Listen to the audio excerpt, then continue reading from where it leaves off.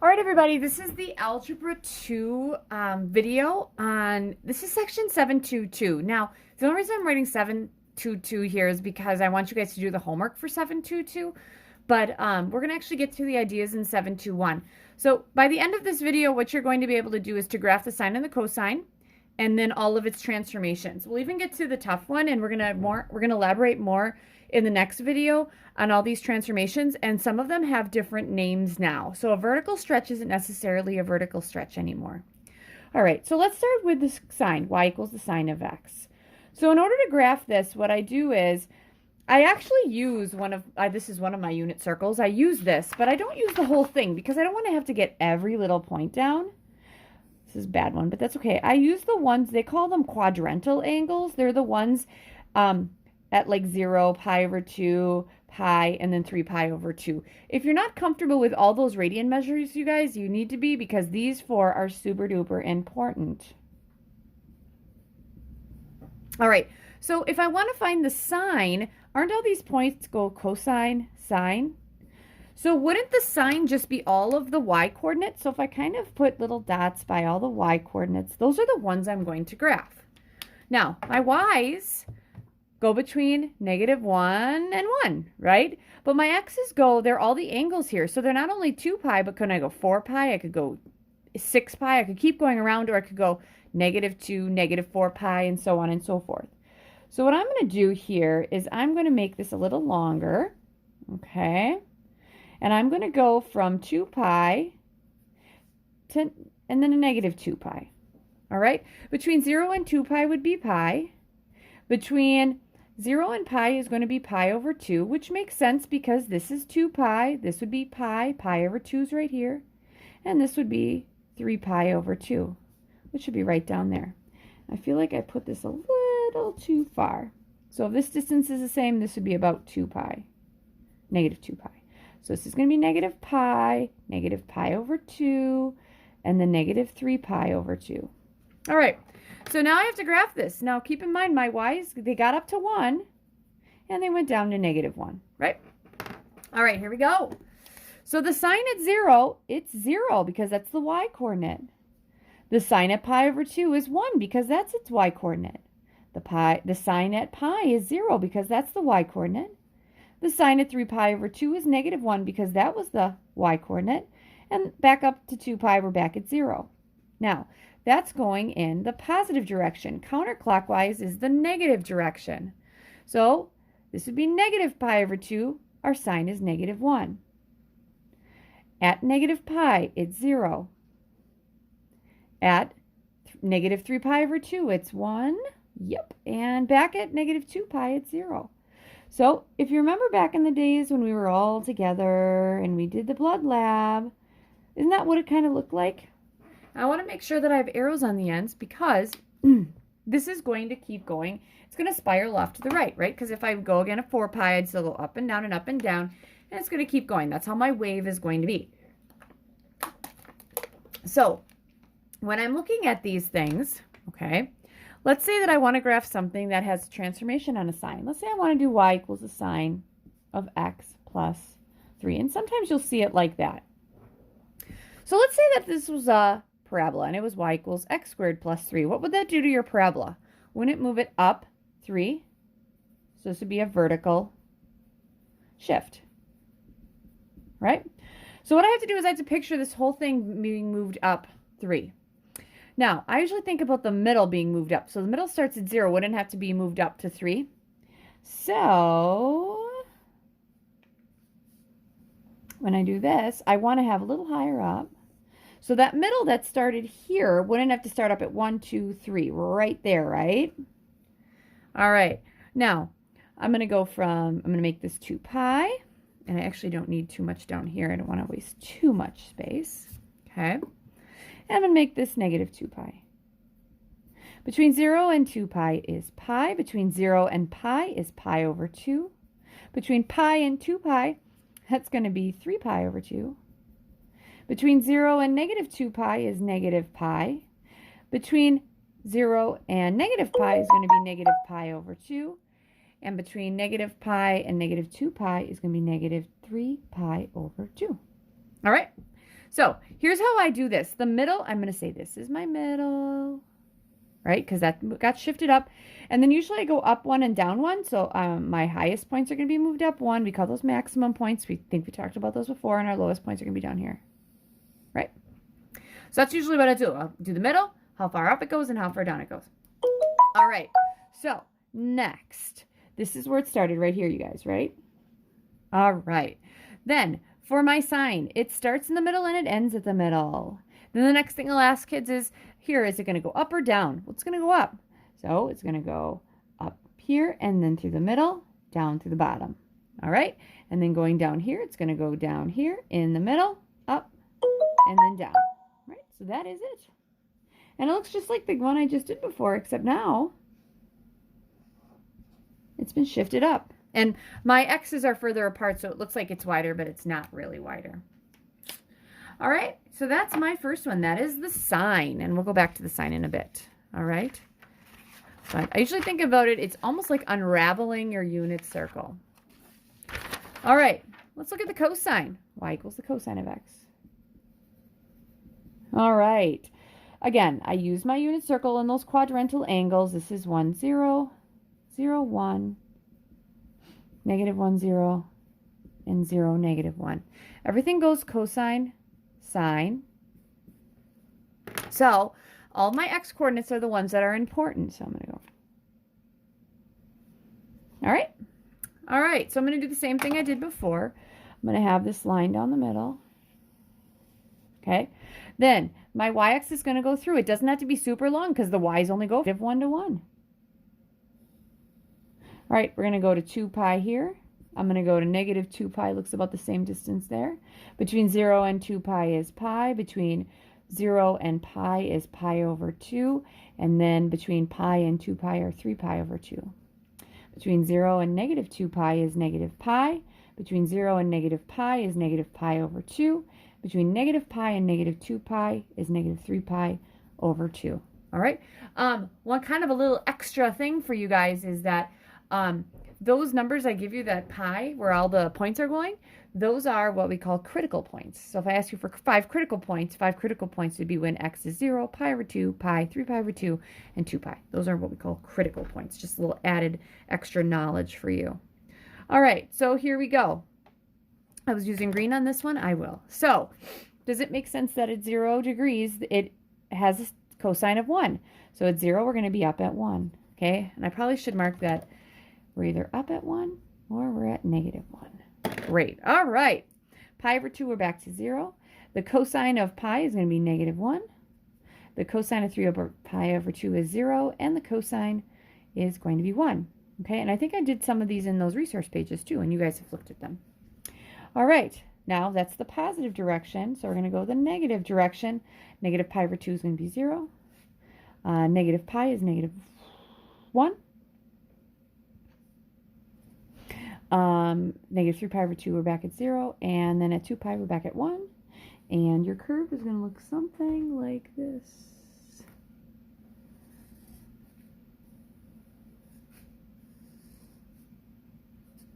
There you go.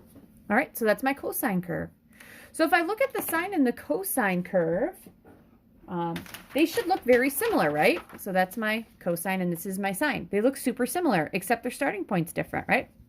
But the wave thing, it just keeps going, which is awesome. All right, so that's going to bring us to, let's try this guy. Y equals, we used a 3 before, let's go with a 4 times the cosine of x. So here's my question. What does that 4 do to that graph? Y equals, like if it was 4x squared, what would the 4 do to that parabola? Wouldn't this be a vertical stretch? Which it is. It's a vertical stretch. It's got a different name, but it's got a vertical stretch. Now what that means is these points that are on the middle are going to kind of be planted there. Not kind of, they are planted there. And these guys are going to be stretched up a factor of 4 and down factor of 4. So if this is 1 times 4 is 4. That goes all the way up. And this is -1 times, that'd be -4. So here we go. Let's say this is my, that. And I'm going to do something like this. All right, so we got 2 pi here. And I've got -2 pi there. All right. Between 0 and 2 pi is pi. Between 0 and pi is pi over 2. Between pi and 2 pi is 3 pi over 2. Between 0 and negative 2 pi is negative pi. Between 0 and negative pi is negative pi over 2. Between negative pi and negative 2 pi is negative 3 pi over 2. Awesome. All right, so here's what I generally do, you guys. So this is the middle part of it, okay? I already have that, but this has to be stretched up from 1 up to 4 and down 4 down here, right? Because it's got to be stretched up and down. Vertical stretches are actually both sides, not just bringing it up or down. It's going to be shifting both of them. All right, let's do a fun color again. So first thing I want to do is think, okay, this guy, you're always going to think to yourself, cosine, does it start at 0 or does it start at 1? It starts at 1. So it starts at the high point. So it's going to start up 1 here, right? And then it's going to end at 1 here because that would be going all the way around from 0 to 2 pi. Also at negative 2 pi, it has to start there too, right? Because I'd be going from 0 to negative 2 pi, right? All right, so here we go. And so at this point, I'd say, okay, we start up here. We're gonna go down and we're gonna hit at pi over 2. So that's gonna be my middle. And then at pi, we're gonna be down here and then middle. All right. So I'm gonna tell you right now at this point, all I'm thinking about is symmetry and spacing, right? So if I'm looking at this, wouldn't that have to go all the way down here, right? And then we'd have to go to the middle and then we'd have to go to the middle. So here we go.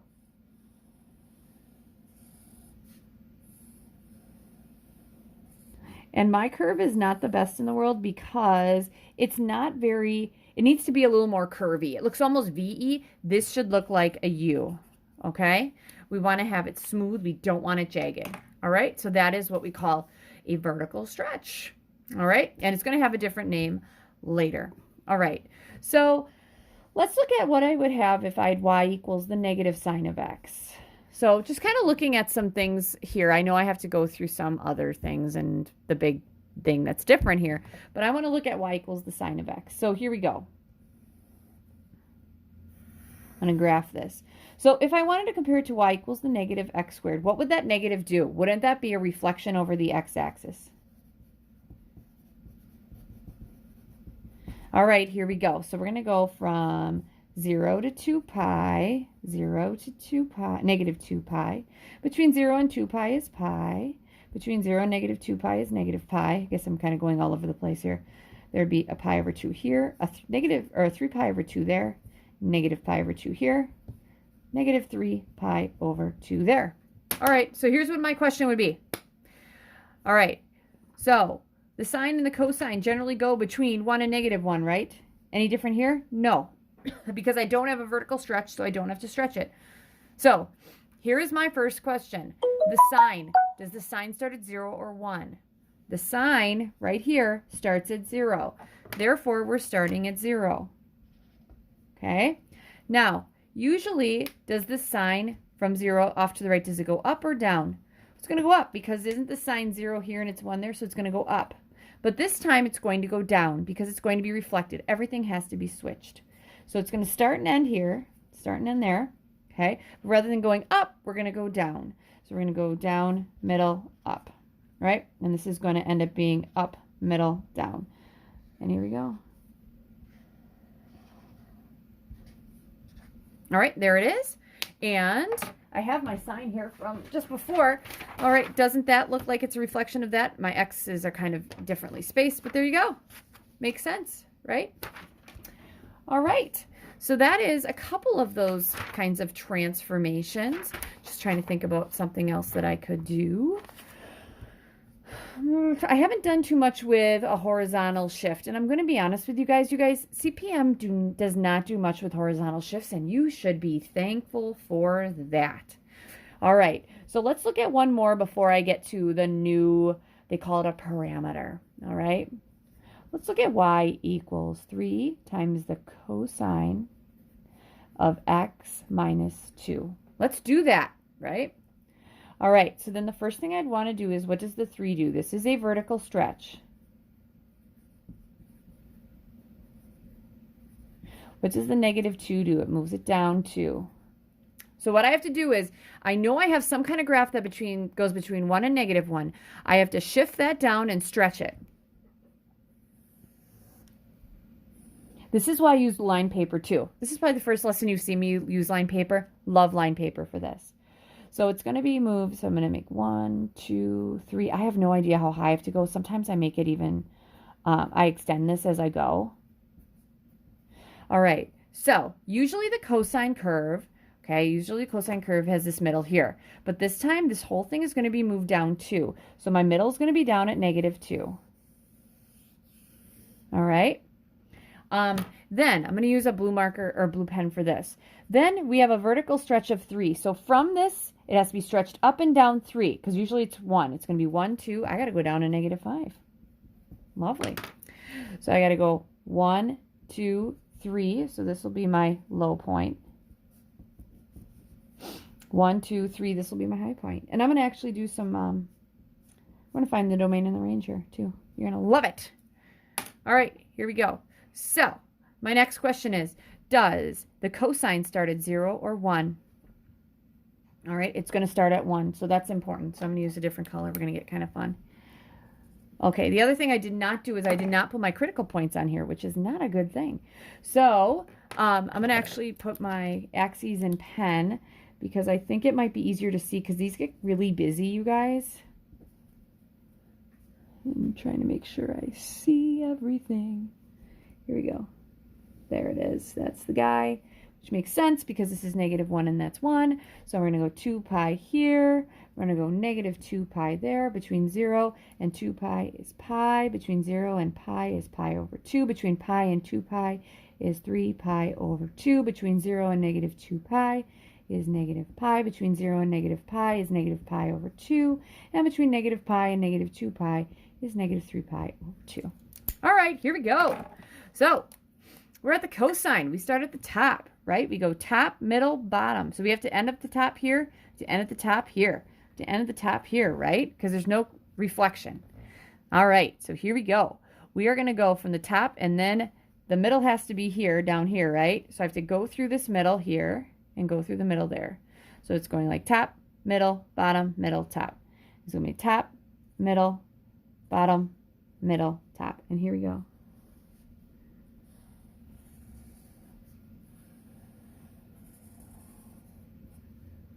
There it is. Awesome, huh? All right, so let's look at the domain and the range. Okay, domain. Is there any restrictions on my x's? No. So this is going to be all real numbers. Or -infinity to infinity. And the range, you're going to go from -5 to 1.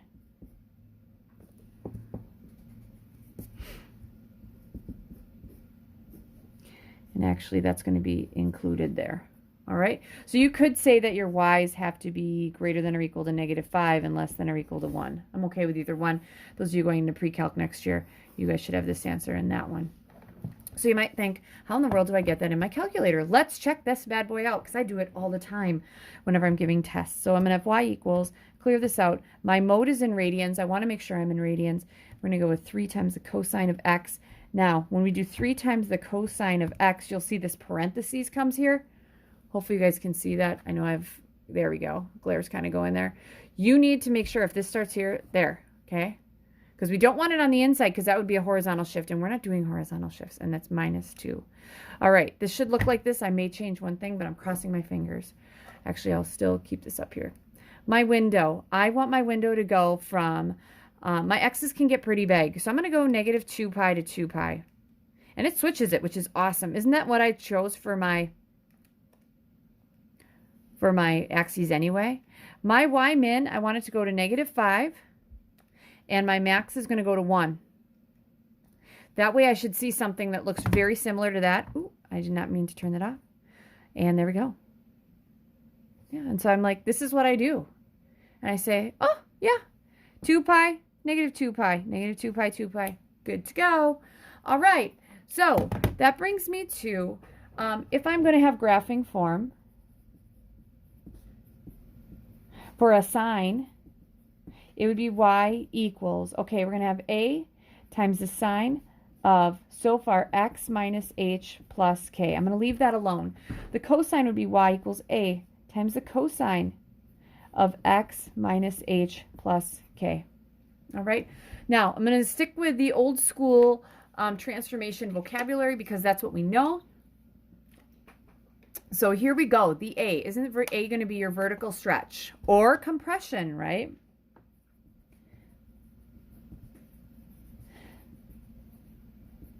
Vertical stretch is when A is greater than 1. It is a vertical compression.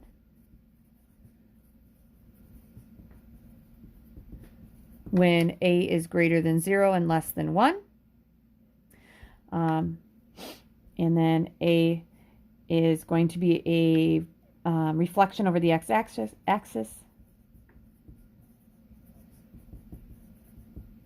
And that's when an A is less than 1, right? H, horizontal shift. K, vertical shift. All right, so, and that's how it works for all of them. And we kind of looked at all of those things. I did not do a horizontal shift. Like I said, CPM does not do horizontal shifts in pre-calculus. You'll get to horizontal shifts. They're a lot of fun. All right, so there's one thing that we haven't talked about, and this has been a long time since the blood lab, but I remember I asked you guys what else could happen. So we could have made our waves go higher, or we could have had them get closer or further away. There is something called the horizontal. We would have a horizontal stretch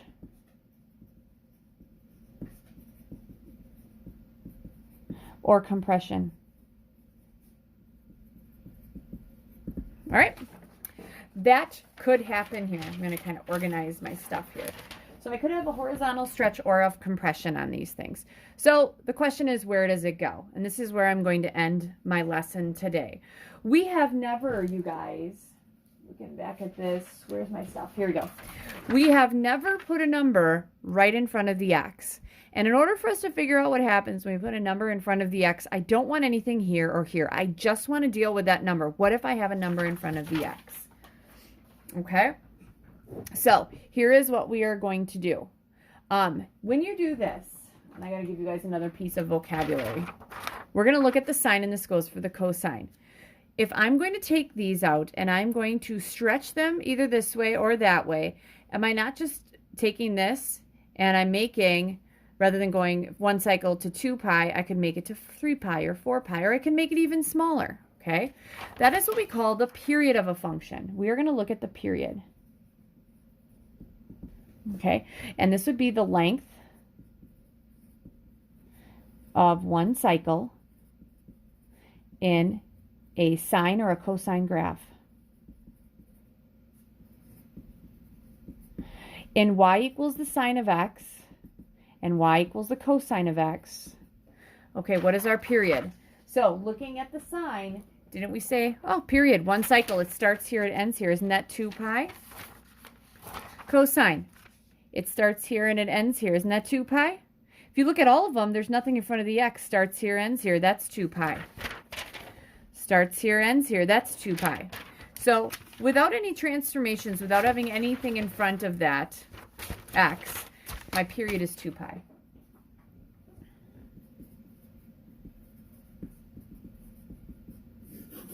Okay, because it's the length of one cycle. So if I know how long a length is, I'm just going to use symmetry and spacing to figure out where everything else is. So here's what I want to do with you guys. I want to look at different b values, okay? So let's see here. I'm trying to remember if I did this in here or if I did it in 7.2 or 3.2. I feel like it was not here. Oh, yes, kind of. Okay, so we're going to have y equals the sine of x. Okay, we're going to have this. We're going to have an equation. So I'm going to give you guys an equation. All right, I want you to tell me what. So we're going to have y equals the sine of b times x. Your b value, okay, it's going to be one of them. All right, the next thing we're going to do is what our b value is. We are going to look at the number of cycles in 2 pi, because that's going to be my window for this whole thing. All right. All right, and then I want to find the period. I feel like that is, I'm going off the top of my head whenever we did this in class, I feel like that's going to be a good place to go with all this, because I feel like it was in the next section, but I want to get this. All right, so here we go. So we're going to end up putting our calculators into a certain, oh yeah, it's in 7.2.3. We're going to put different b values in there, okay? So here we go. We're going to have an equation. Let's go with y equals the sine, sorry about that, of 0.5x, okay? So here is, I'm going to elaborate on this in a second. Your b value is 0.5, right? Okay. So what we're going to do here is we're going to put this guy in here. And hopefully I don't get so much of a glare. So I'm going to get rid of this, the sine of 0.5x. The next thing you're going to do is in your window, you guys, I want you to just look at a window from 0 to 2 pi. Because we're starting with that because that's the original function's period. So I'm going to go from 0 to 2 pi. I'm not going to have any kind of number in front of this. So I'm going to go from -2 to 2 because I feel like that'll be a pretty decent one. Okay? Because I'll have a little wiggle room on the top. Because I haven't given it a stretch. It's going to go up and down too. All right. So here we go. Sorry, my phone keeps going off. It's my sister. But I'm going to stay focused, everybody, because that's what I do. So I got all this. I'm going to go here. Okay. So the number of cycles that I see, wouldn't that be, I see a half of one. Okay. So if I see a half of a cycle in 2 pi, how many would I see for a full period? Wouldn't I need 4 pi? So that would be your period here. Because this would be 2 pi, 4 pi. We're good with that? Next one. Y equals the sine of 2x. Okay. I didn't do sine of x because we already have that one. B value 2. Right? All right, here we go. Let's take this guy and we're going to just put a 2 here. Sorry, I'm trying to get that out of the glare. All right, and then I'm leaving my window alone. I'm going to go from 0 to 2 pi. I'm just going to go -2 to 2 on that. Here we go. All right, so here's my question. The number of cycles I see. So I see 1, I see 2, right? So I'm seeing 2 cycles. So if I see 2 cycles, how long would 1 cycle be? Right, it's just a pi. All right, so it's just a pi. Next one. They give me y equals the sine of 3x. So I'm going to do in this is change the 2 to a 3. All right. And I'm going to graph that. Ooh. So then my question would be, how many cycles do I see? 1, 2, 3. Oops, sorry, my b value is 3. So then the question is, how long would one of those cycles be? So this is where I start to get about maybe 1 or 2 kids who can actually see what happens. But I'll explain it because I'd make somebody explain it to me. If this is 2 pi through, right, and there are 3 of these waves, how long is one wave? Wouldn't it be 2 pi divided by 3? Yep. Next one. This is the last one. Y equals the sine of 5x. And usually when kids explain that, then it's really easy. So here we go. This is 5, right? Let's change the 3 to a 5. All right, so here we go. Window hasn't changed. Woo, fun. How many cycles do I see? 1. I see 1, 2, 3, 4, 5. I see 5 cycles. So if there are 5 cycles and this started at 2 pi, wouldn't we take the 2 pi over 5 to find 1? All right, so if I have y equals the sine of b times x, wouldn't there be b cycles, or the b value is b, there are b cycles, it would be 2 pi over b. That is super duper important. The period of any function is equal to 2 pi over b. Super duper important, okay? So what I'm going to do is I'm going to end this video by looking at one more problem, okay? Let's graph y equals the cosine of 9x. Oh, we're going to make this super nasty. Love it. All right, what does the 9 do? It affects the period. And we are going to graph 2 periods. And I'm going to actually graph 3 because I like to be an overachiever. All right, period is going to be, this tells me the period is 2 pi over b or 2 pi over 9. All right, so this is what we're going to do. Okay, my cosine curve. The only thing that changed is the 9. So this is going to be 1, and this is going to be -1. Those are still going to stay the same, you guys. Now, the thing is that we're not going from 0 to 2 pi. We're going from 0 to 2 pi over 9. And we go 0 to -2 pi over 9. See, this is why I like this, because I can make anything I want. Now, if this is one cycle, when I go here, so if this is 2 pi over 9, this would be another 2 pi over 9. So to get this guy right here, I'm going to take 2 pi over 9 plus 2 pi over 9. Isn't that 4 pi over 9? There it is. All right.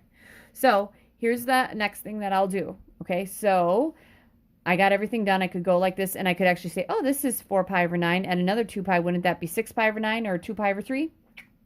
All right, so here we go. We're going to finish this guy off. So my next question would be in this one, the sine or the cosine curve, because that's what we're doing. Cosine curve, does that start at 0 or 1?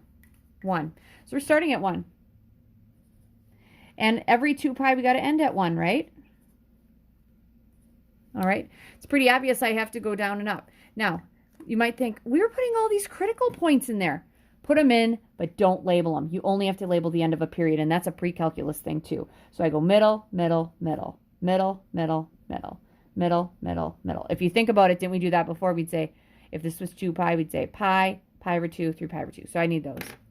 All right. Would it make sense, you guys, that if I start up here, wouldn't I have to, my lowest point would be here? So I'm going to start top, middle, bottom, middle, top, middle, bottom, middle, top, top, middle, bottom, middle, top. And here we go.